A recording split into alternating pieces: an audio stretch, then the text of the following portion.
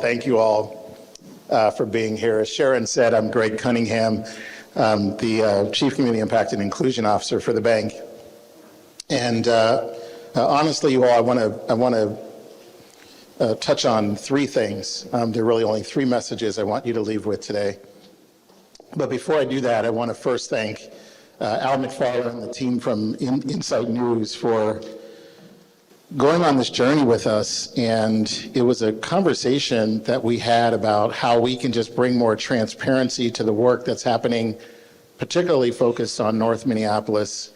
And one of the most important reasons, and this is the first point I want to make, one of the most important reasons that all of you are in this room today is because we want to be really open and transparent with all of you about the work that's happening, and allow all of you to have the tools that you need to actually share the information.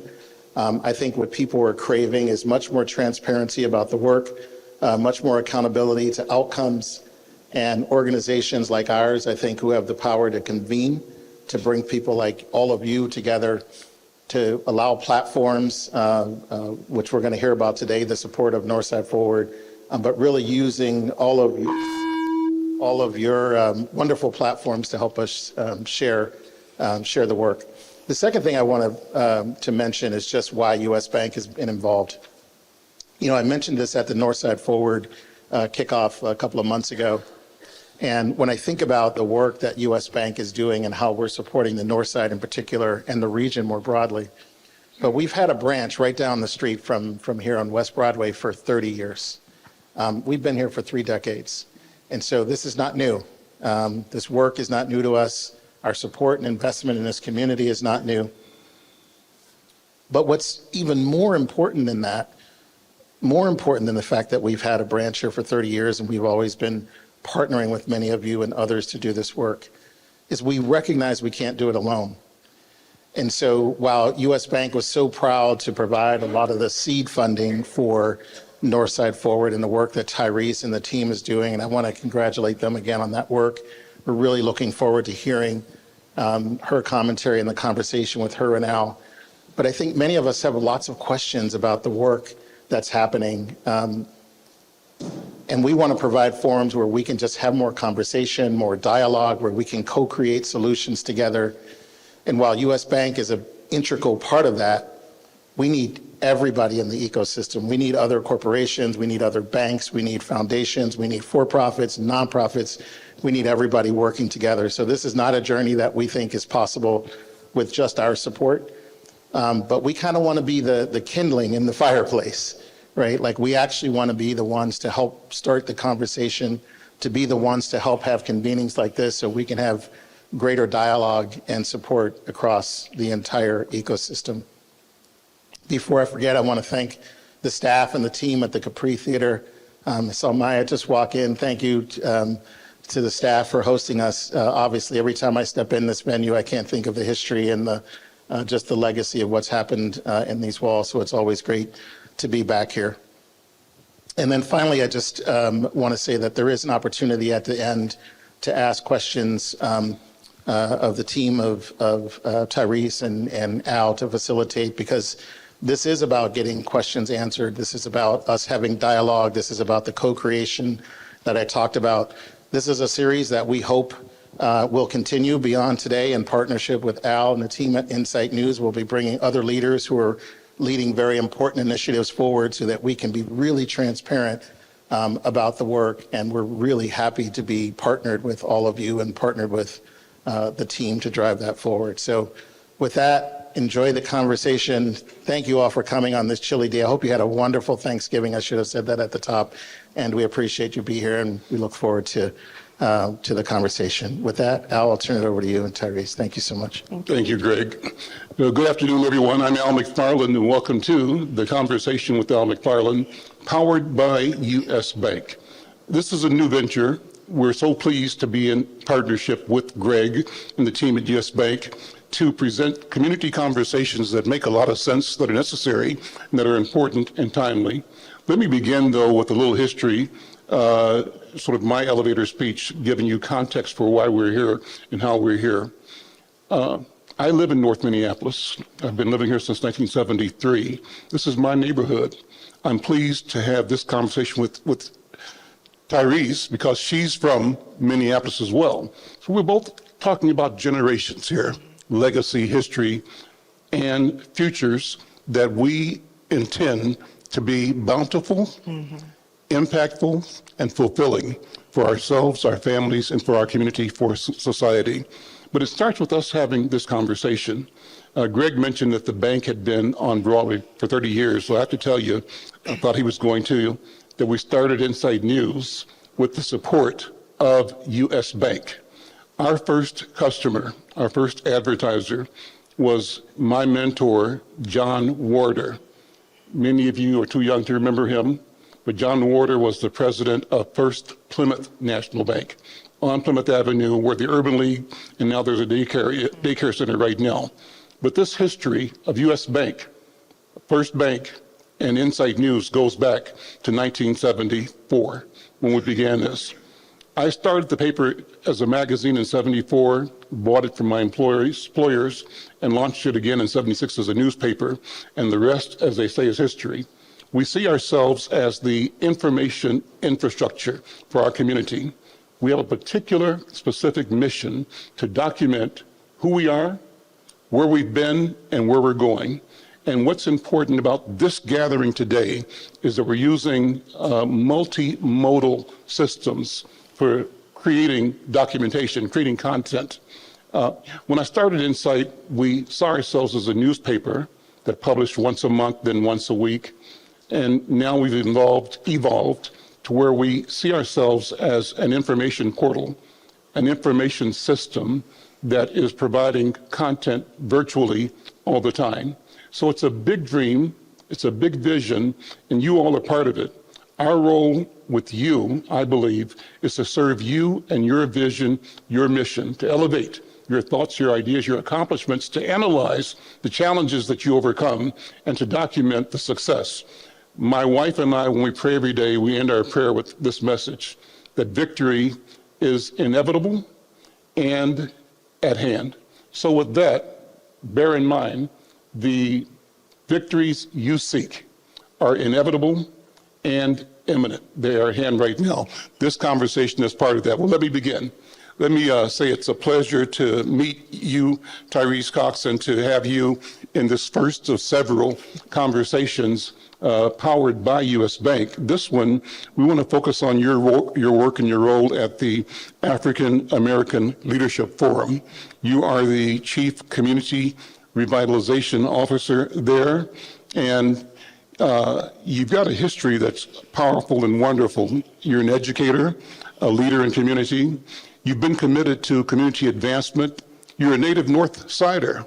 Tyrese is a career public servant who is dedicated to supporting and advancing community needs and interests. And as I said, she's currently the Chief Community Revitalization Officer for the African American Leadership Forum. Previously, she served as the Executive Director of External Relations for the Minneapolis Public Schools. She's also served as the Assistant Superintendent of Recreation for the Minneapolis Park and Recreation Board, which is the #1 park system in the country. She actively participates in various community-based advisory councils and boards. She's got a K-12 superintendent's license. She has an MBA and a Bachelor of Arts in Sociology from University of Minnesota, Twin Cities. And throughout her career and personal pursuits, she's exemplified a commitment to community engagement. Tyrese, welcome. Good afternoon. Thank you so much for having me. Yeah. So let me do what I do often, is ask people to establish who they are and why they're here. And obviously, we'll get to the work that you're doing with North Forward. But first of all, Tyrese, what's Tyrese's story beyond what I shared? Well, let me start by saying thank you for having me, and thank you for putting together such a kind room. I recognize a lot of faces, and I'm glad to see them here. And hopefully that takes a little pressure off with this first-time show. So thank you for that. As you said, I'm a Northside kid, right? I was born on the North Side. I didn't grow up here, but when I moved away and came back in my 20s, I realized coming back to Minneapolis, where my roots were, is where I wanted to be. I went away for my developmental years, and when I came back, I finished my degree at the University of Minnesota. This is kind of corny, but I tell it all the time. My undergrad is in sociology. I thought I was going to be a social worker. And I realized that's not really it. And then I went back to get an MBA. Now, those two things don't always go together, but here's how they come together so neatly for me. The work that I do, the work that I'm committed to, I think takes both. It needs both my head and my heart. I need to have a heart for the people, but I also have to make sure the maths, right? I need to make sure that things have the outcomes that we intend for them to have. You've mentioned my background in public service, the school districts, I did a little bit with City of Minneapolis and also the Park and Recreation Board. So this is home for me. I don't live on the north side now, I live on the south side, but I am committed to Minneapolis. Your dad is here. My dad is here, Southsider. Shout out your family. Give us an idea of whose shoulders you stand on. What legacy and lineage pour into Tyrese? Sure. So my dad, James Arrington, who started a flooring company that he passed on to his son, so he's still in the flooring business, an entrepreneur, and supporting his family and guidance that way. His dad, Arrington's from the South Side, as a matter of fact, I live right around the corner from the last house that my grandparents owned in the city. So I committed to Minneapolis. As I understand it, my grandfather was the very first Black-owned liquor store owner in the city. And so he started as an entrepreneur, which he kind of passed on to his family. I am also a Northside family member. My mom was child number 4 of the Moss family. So she is no longer with us, but between Northside and Southside, I think I've got Minneapolis in me. There we go. Listen, so why North Minneapolis now? One of the most interesting elements of Northside Forward is that it's brought together so many leaders, many of whom are in this room right now. Tell us, what is Northside Forward and where do we stand right now? Why? So Northside Forward is a comprehensive plan that aims to invest $1.5 billion in North Minneapolis over 10 years. That matters so much because it's not very often that you get a plan that is put together by 200 community members, community leaders, faith leaders that were dedicated to the contribution of that plan. And on the other side of it, and I think it came together in like 6 months. So to have people engage for 6 months, showing up to every meeting over time is pretty remarkable, and to move so quickly, which says how committed people were. The other part of it is, it is so structured. It is not a lot of fluff. It has 6 goals, 25 strategies, and 73 action steps, which says a lot to me, because oftentimes things are lofty and dreamy, and it doesn't have the real concrete things. Now, in addition to it being concrete, it also left a little flexibility for what could happen over 10 years. We realize that we won't be in the exact same place today 10 years from now. And so the plan is firm, but it also left some flexibility in it. The source of the dollars will come from both corporate, from philanthropy, and from private donors. And so we're excited about what's coming. I started my comments by saying that Insight sees itself as the information infrastructure for our community. But infrastructure is something that you all were very, very intentional about at Northside Forward. Take a minute and describe what you have built and what the process was for building the infrastructure for presenting, creating, and pursuing a vision of change for our community. So again, it took the input of 200 community members, and it also took into consideration plans that kind of preceded this one.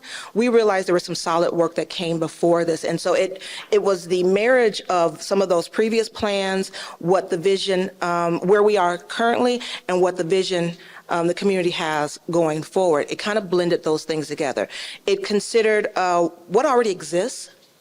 What are we perhaps oversaturated in the community? And it also considered what are we lacking? What do we need? Not in terms of talent, in terms of people, but in terms of assets. What don't we have in North Minneapolis that we believe North Minneapolis deserves?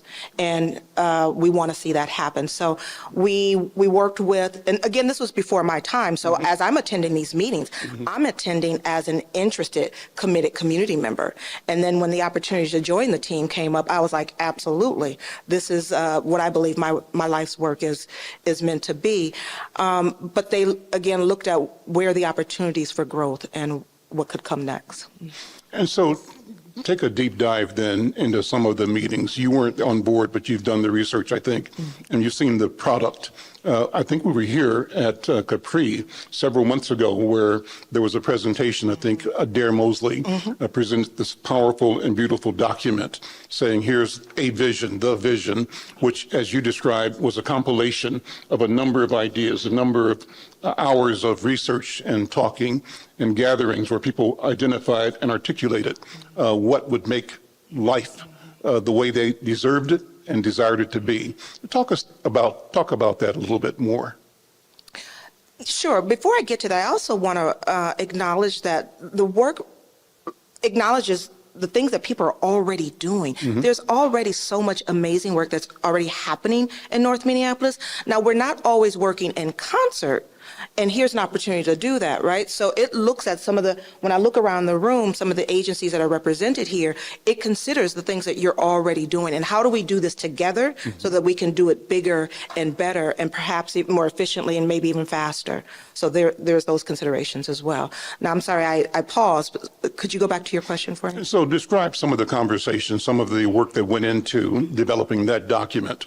And how do you use the document to guide? You mentioned six 6 goals. Goals. So let's go into the goals. Let's talk about that. Oh, you're going to ask me to go to the goals from my memory here. So goal number 1 is thriving corridors and nodes. So when we think about what Broadway looks like today and what it used to look like back in the day, and what it could be in the future. We want to ensure that there is commerce on Broadway, that people are moving around Broadway Avenue in ways that feels like a place where you want to spend both your time, your resources, and dollars, right? And so thriving corridors and nodes, there's cradle to career education, there diverse housing, health and wellness. I'm missing 2. There's one around, and this one I think is really important, the way we engage community members with our elected officials. Civic engagement. Civic engagement. So let's talk about each of those things. Let's talk about what's lacking in civic engagement and what you envision, what Northside Forward envisions as the optimum environment situation where people are civically engaged and take ownership of the civic well-being of our community. So as part of this, we are hoping that community members, particularly our younger people, understand why it's so important and to think about what engagement looks like before the presidential election. Recognize there's a lot of work that happens leading up to that there are elected officials in our community today that should be accountable to you. We want you to understand what that relationship could be and should be, and what you can expect from them, and actually what they can expect from you too. How critical is that in particular in today's political environment? There's so much uncertainty nationally, and that spills down to our state and local communities. I was reading a report today about how many nonprofits have been impacted by the president's orders to defund our community development and communities. So how important is it that we sort of show and teach and tell and invite ordinary people to be present, to be active, to be engaged, and to pursue their interest in the community? What do you think? Well, like I said, there's a couple of things. One, your electeds have an accountability to you. But we also want people to understand what we're asking of them. What are they saying when they say they're going to do ... fill in the blank? What does that mean, not only broadly, but what does it mean in your life at your address?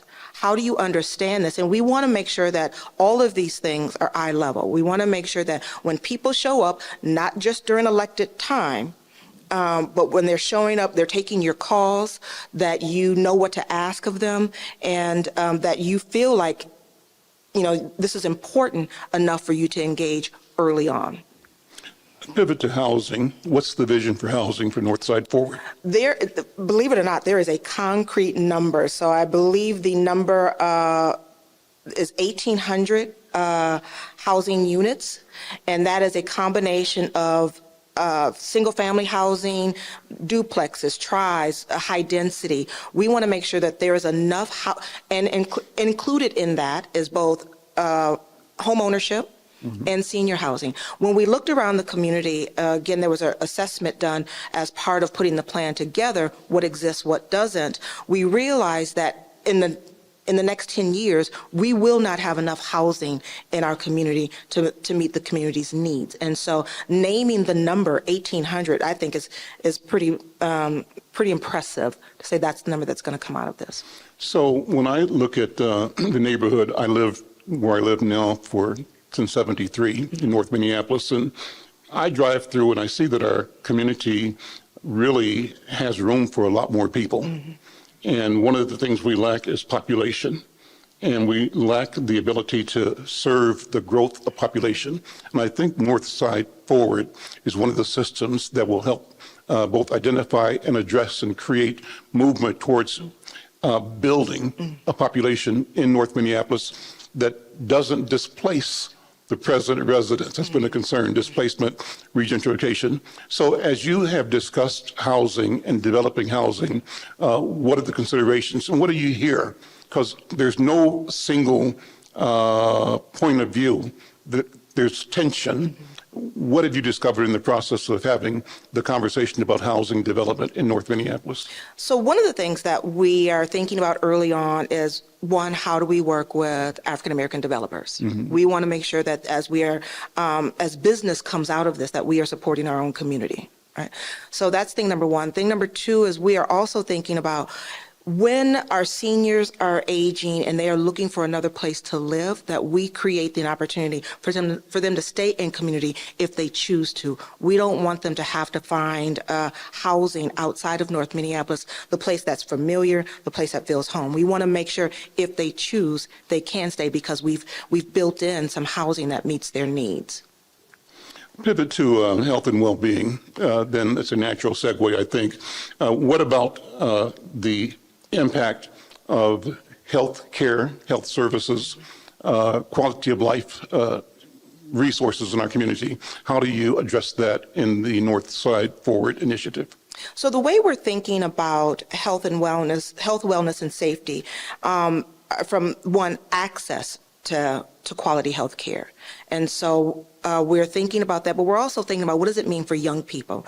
Do young people have access to recreation that meets their needs, that meets their interests? What does safety look like, feel like in our community? And what are the things that we're going to do to ensure we get there? One of the things I didn't say was this plan, 6 goals, 25 strategies, and 73 action steps. So in that, it names, Tyrese, here's what you will do to meet the needs of young people who need recreation, who need a way to be healthy and safe, and all of those things. So 6 goals, again, let's go through them again. You said education was one, housing was one. Thriving corridors and nodes. There's employment. So there's an employment goal of 1,200 livable wage jobs in North Minneapolis.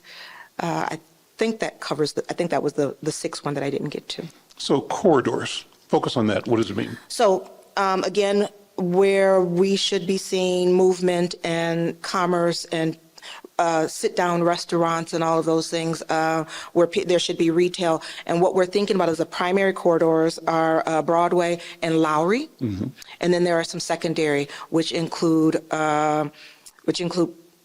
Plymouth and I believe Olson Highway. Please don't quote me on that one. Maybe Glenwood, I'm not sure, possibly. And so a thriving corridor means place where people can go and do all kinds of things, shop, recreate, enjoy each other, do business with each other. What have been the barriers to thriving in our community. I think people that have been here a long time have witnessed the deconstruction of neighborhood vitality. I remember when I first came to North Minneapolis in '73, it was just past the decline of Plymouth Avenue. Plymouth had been a vibrant commercial corridor. West Broadway was still vibrant when I started Insight magazine in 1974. We had the engagement and we followed the work of the West Broadway Business Association. It was primarily a white organization on West Broadway that kept businesses involved. Now we have an active West Broadway area association. I don't know that we have a Plymouth Avenue Business Association, but there are entities on Plymouth Avenue that are building that community again. And of course, Lowry Avenue, KMOJ, and Glenwood, a lot of good things happening there. How do you see all of this coming together to create a network, a system of opportunity and possibility? Well, I want to go back to your original question. You asked, what do I think have been the barriers? And I'm going to tell you what Tyrese thinks. This is not a Northside Forward answer, but there are a couple things that I think have been our challenges. One, where are current residents choosing to spend their money? Mm-hmm. Two, there is a perception of what North Minneapolis is and what it's not. I'll tell you, I got into nearly a full-on wrestle with someone about what they believe North Minneapolis is, and what they were speaking from was something that happened 10 years ago. Mm-hmm. And so the fact that perception is still kind of guiding what people think about North Minneapolis, again, whether it's real or not. And then I think... And so how do we change that? I think you hit the nail on the head. The perception drives how people act, react, respond, what they do and don't do. And if their perception is that there is no good, no value, no consequence for this community or this people, then their actions will reflect that. And public policy reflects that as well. How do we then, with intention and with resolve, change, create a narrative that shows our people both empowered and enabled and successful in crafting public policy, public actions that support our growth, our humanity?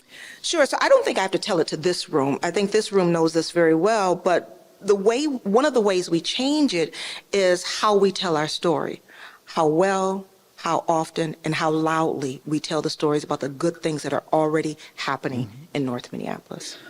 Well, you mentioned some of the organizations in this room.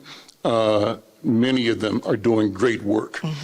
Take a minute to shout some of them out, ones that you're working with, that you're aware of. I think it's worth saying a few names and giving people props for their support and involvement. So I would like to say one of my longtime mentors, she's been holding my hand for a long time, is Miss Doris Baylor, who has been doing amazing work in North Minneapolis for a long, long time. I see Neon represented in the room, and I see Summit in the room, and PPL is here. There are a number of folks in this room. That is Park Boards Foundation are here. A number of folks that have been pouring into this community for a long, long time. Here's what excites me, is while each of them have been doing amazing work for a long time, here's an opportunity for us to do it together. Again, so that we can maybe do it faster, more efficiently, and again, a bit more loudly. So what did it cost to build this plan? And you mentioned that this initiative is $1.5 billion, and that's kind of a 10-year investment. How much has been raised so far? And how is that deployed? And let me give background before you answer the question.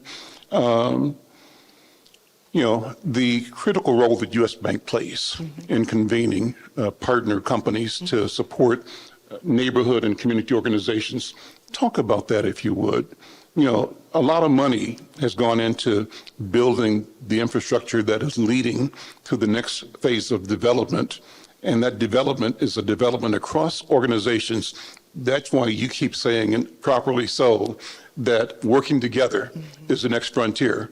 That there's been all kinds of terrific siloed activity, but how do we elevate that where everything amplifies everything else? And then we have a sense of movement And, you know, I use the phrase, and you all can take this down, our mission is to create a public mind.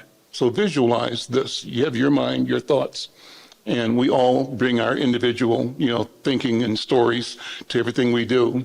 But how do we conceptualize the power of our minds united? Imagine it.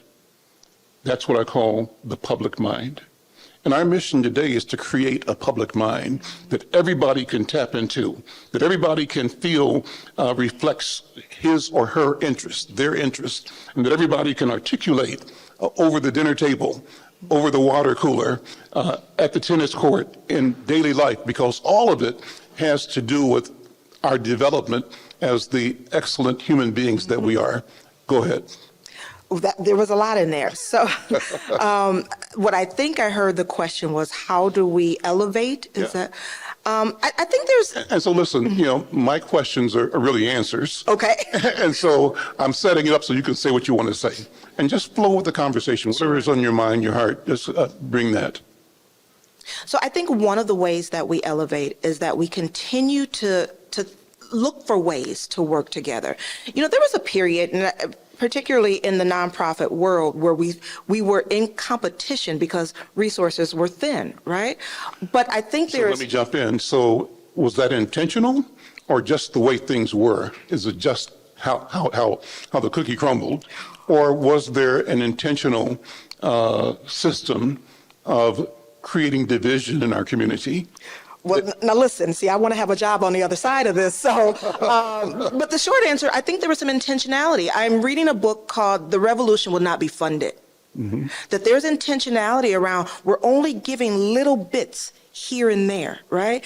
And before that little bit can see results, we're funding something different now. Mm-hmm. Now, again, that's a Tyrese answer. But I believe that to be true. That's an Al McFarland answer, too. Okay. Go right ahead. We're on the same page. Yeah, I believe that to be true. So in order for us to combat that, because I don't see that changing broadly soon, we've got to find ways to work together. We've got to find ways to do this so that we can see our community advance the way we believe it should.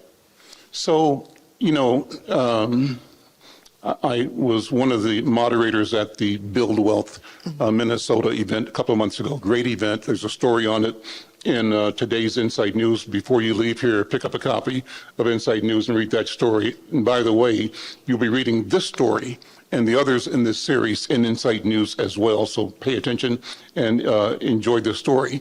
But one of the things that we said in that panel was that it's necessary, as you say, to collaborate and to share, to tell our own stories. So I think this is part of that process.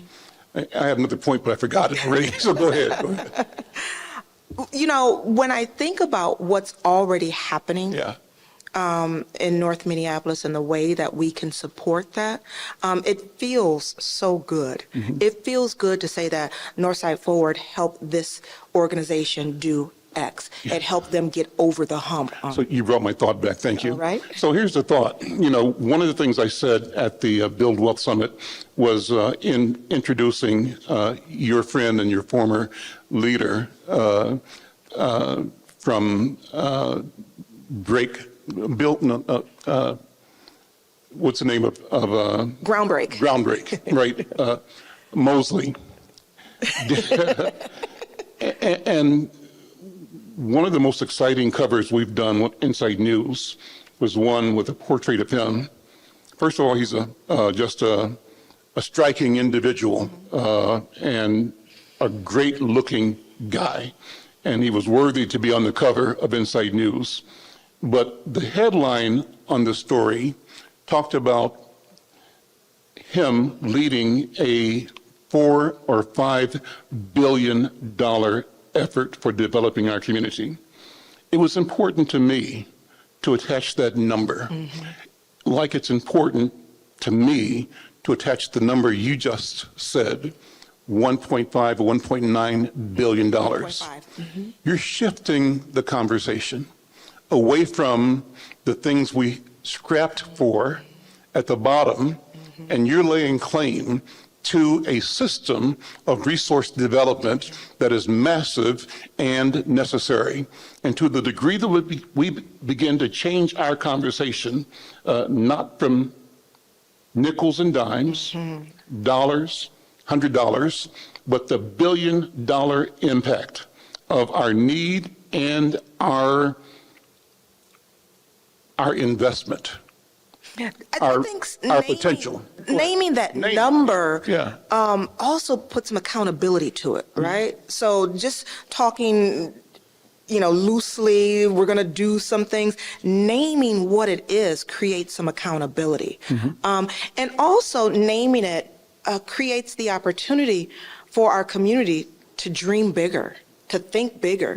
There's so much out there for us that we deserve, that we're capable of, and that we should have. And naming it, I think, is part of the magic in both the Northside Forward's 1.5 and Groundbreak's 5, whatever it is. 5 Yeah, billion, yeah. 5 billion. And so this kind of leads to the next level of what philanthropy is like in our community and our ability to direct philanthropy, to describe it, define it, to create expectations, and to shape how it is unfolding in our community. I want to shout out again U.S. Bank, that came in at a time when ALF was both at the right place and in the right frame of mind to tackle issues that we're talking about. Of course, this is coming out of the George Floyd experience. Talk about the impact of George Floyd in the creation and development of ALF's movement and its really ascendance to the role that produced Northside Forward. So, that was before my time, but here's what I believe. I believe our community having that experience that kind of shook the world, everybody was watching Minneapolis at that time, created the opportunity for us to do something, right? We moved from just talking about things, we moved from just imagining to action. And so I think that was a great, however unfortunate, I think that was a great runway for Alf saying, now here's where we get to the do part. Here's what do looks like. And Northside Forward is an example of do. So name some of the projects that you've supported already and some that may be on the drawing board. How does the deployment of a vision that costs $1.5 billion look in real time? So I'll talk about the way, we talked a little bit about the way the $1.5 billion will come together, corporate philanthropy and private donors. And each of those organizations that show up will show up with their own priorities within the 6 goals, 6 pillars. And so one of the things that we know is that this won't be linear, that we may be moving to what we have the money for right now. We want to get that done. We know that there will be things that show up. Let me double back. One of the things I appreciated about Adair's leadership was he moved like he had roller skates on. And I appreciated that because our community needs us to move while intentionally we need to move at a bit of a faster clip so that we can get to the things that we deserve, right? So I appreciate that about him. But as it relates to Northside Forward, the way this comes about will be a bit of a spider web versus a straight line. And again, it's everything connected. So the way some of the organizations in here are doing things, and Northside Forward shows them, said, we can help you get over the hump on that. We can get you over the finish line, I think is amazing. Some of the things that we are supporting right now. Before you do that, let me think about that for a second, because right now, when I drive up Broadway to Plymouth and or Penn and Broadway, I see the new neon building. And I have not been in, but I'm so impressed. is such a powerful statement of possibility and capability. I see the change happening at the 5 Points building because KMOJ, which is there, will be moving in the next couple of years to a new multi-million-dollar, multi-purpose facility on Lowry Avenue. And I can't help thinking with pride and satisfaction about North Point Health and Wellness and about the Thor building. I've told this story before. I used to drive up and down Plymouth Avenue every day. I live off Plymouth Avenue on Thomas. And one day, one of my friends who taught school at somewhere at a university was on his bicycle. And he said, "Al, look over there."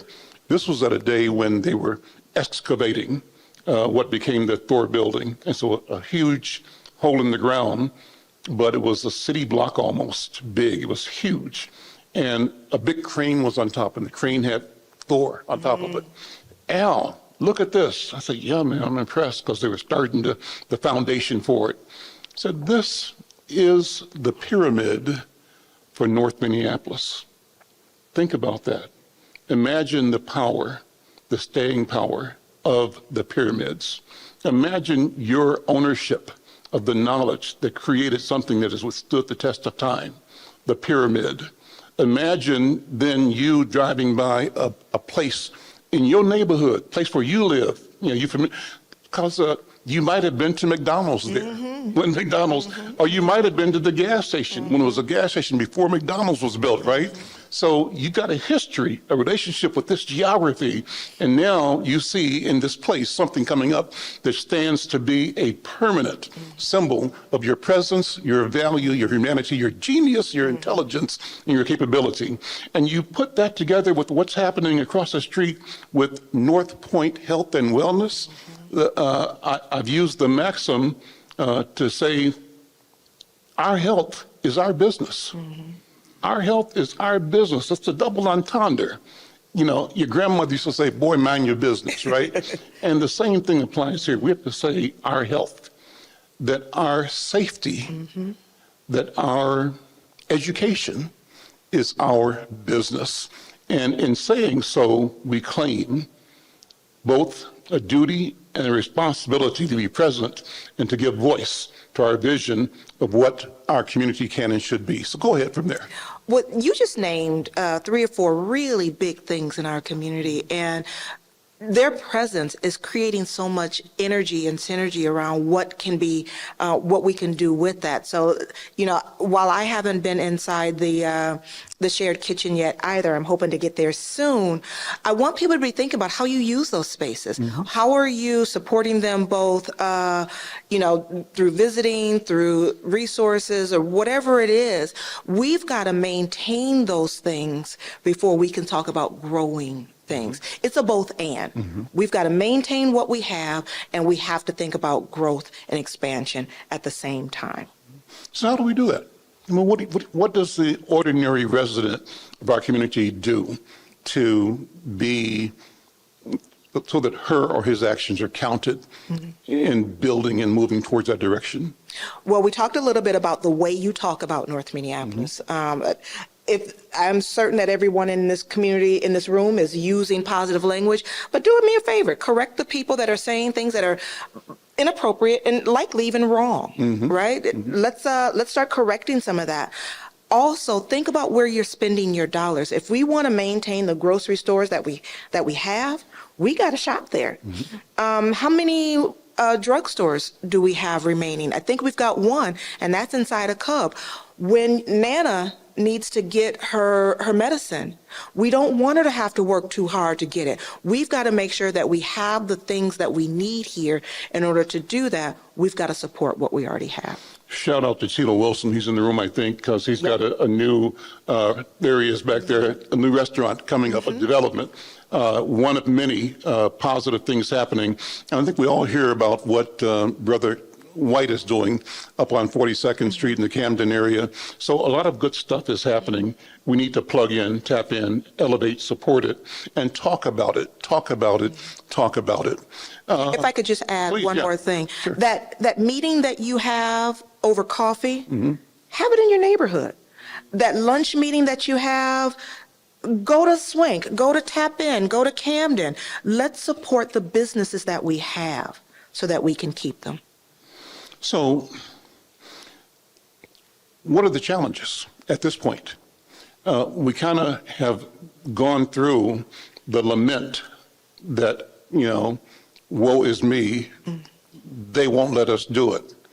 I think we're moving to where we know that they is a myth. It's both real and a myth. And the myth part of it is that the we has the real power. It's our collaboration, our cooperation, our shared vision, our shared work. They say if you want to go fast, go alone. You want to go far, go with the group. That's right.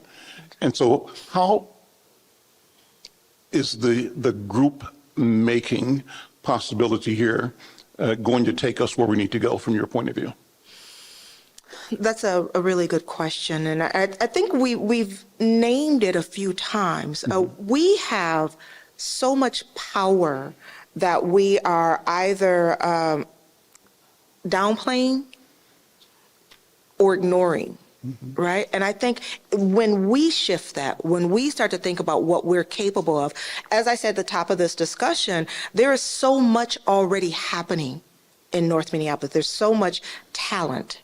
There's so much ingenuity and creativity and all of those things. We've got to believe it so that we use it ourselves and so that we encourage others to use it. So when you are thinking about where you're getting your swimming lessons, you should be thinking about V3 because it's right here in our community. We should be thinking about what we have, yet let's use that often. So name some more projects. I have on my notes here North Commons and Devon George's project. Name some ones that you're associated with or supporting. And Sure. So some of the big things, as you just named, we are supporting the completion of the North Commons construction, and that is a really big project. And I'm not going to say that we did it all, but we wanted to make sure that we were part of it. That's our commitment, that we are contributing to the successes. so for people that don't know, describe what you can of that project. I'm sorry? For people that might not know the details, describe a little bit about the North Commons project. Well, let's see what I know, and we've got some Park Board folks in Park Board Foundation folks in the room, but I believe it is a $50 million reconstruction. Don't quote me on the number, but it's a big number. And so what they're bringing to North Commons Park is a new dome. Field house, thank you for that. A new field house and remodeling the recreation center and all of those things. And as I understand it, this is the largest investment in a recreation in a park in the Park Board's history. So that's impressive, both on their side as well. And we deserve it. And we deserve it. That's right. Those in the room who played at North Commons, we deserve it. Yeah.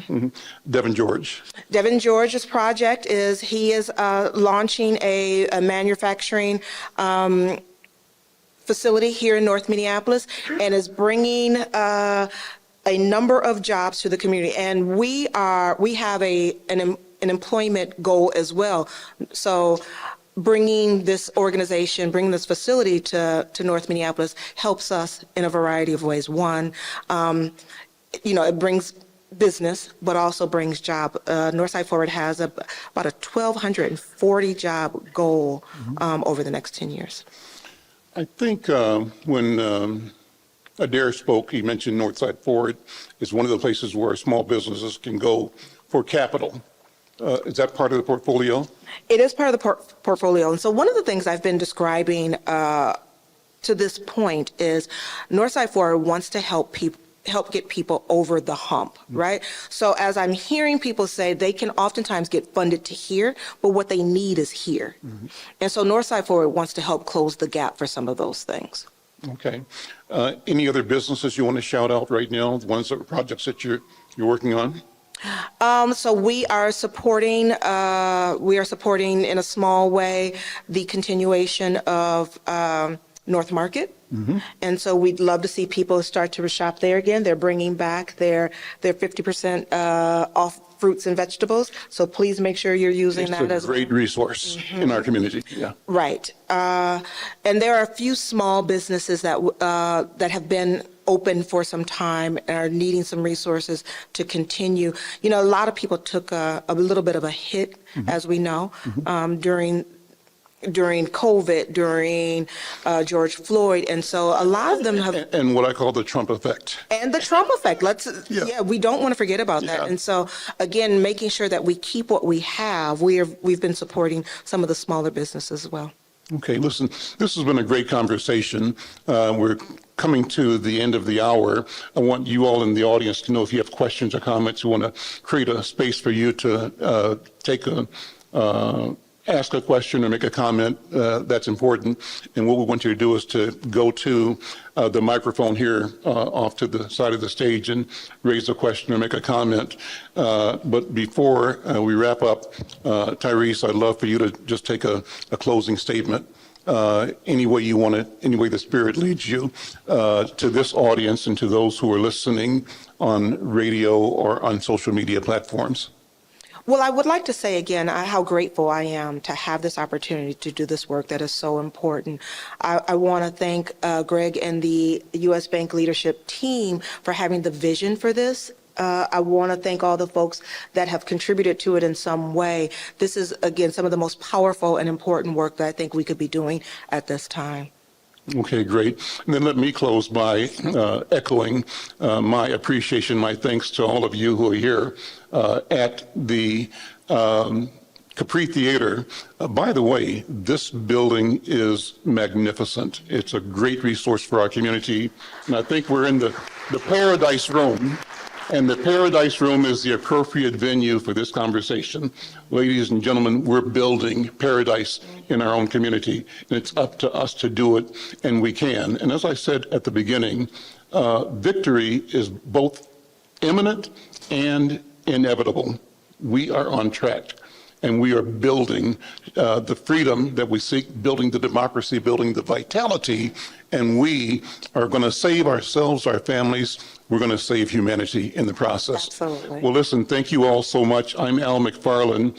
You can, I want you who are here to make a comment on your social media, your Facebook or Twitter or LinkedIn, however you communicate. Shout us out, shout out this conversation, and then stay tuned to see the report from this conversation in Inside News and across our social media platforms when we take this show live. This show will be aired on KFAI and be aired across the country at Black Press USA YouTube.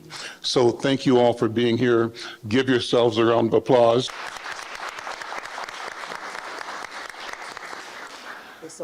Before I close, one last thanks to Greg Cunningham and the team at U.S. Bank. Guys, what you've done and what you've been doing over generations is significant and important, and I want to encourage you to keep doing more and more. And to the degree that you can support organizations like Inside News, be effective tools for building the public mind in our community, we thank you.